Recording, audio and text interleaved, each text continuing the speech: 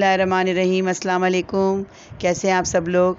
आज हम लोग कैरी की खट्टी मीठी चटनी बनाएंगे, तो चलें शुरू करते हैं। सबसे पहले एक कढ़ाई में 2 से 3 टेबल स्पून ऑयल डालें।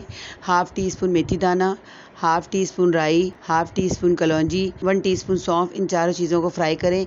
जब खुशबू आने लगे तो कैरी शामिल करें, जो कि वज़न में आधा किलो हैं, जिनको मैंने छील कर टुकड़े काट लिए थे।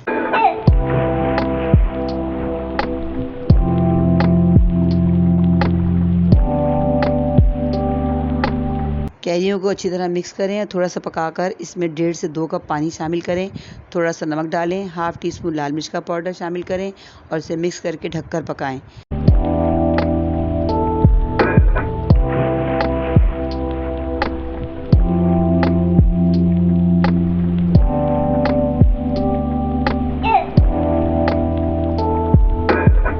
जब उसमें एक उबाल आ जाए तो चेक करें कैरी थोड़ी सी गल गई है।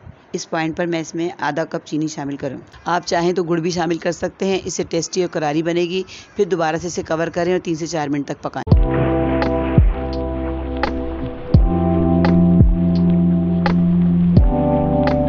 अब फिर उसे चेक करेंगे, कैरी अच्छी तरह गल चुकी है और ग्रेवी भी गाढ़ी हो गई है। अब हाफ़ टी स्पून काला नमक, half tea spoon chaat masala, half tea spoon गरम मसाला शामिल करें। इन तीनों चीज़ों को अच्छी तरह मिक्स करें और थोड़ा सा गाढ़ा करें। ज़्यादा गाढ़ा नहीं करेंगे क्योंकि ठंडा होने के बाद भी ये गाढ़ी होगी। अब चूल्हा बंद कर दें।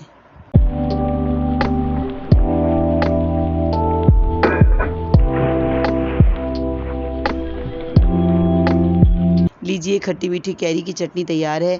गरम गरम पराठों के साथ सर्व करें। आपके बच्चों और आपके घर वालों को बहुत पसंद आएगी। ज़रूर बनाएं क्योंकि साल में एक बार ही कैरी और आम आते हैं। मिलते हैं नेक्स्ट वीडियो में नई रेसिपी के साथ। अल्लाह हाफिज़।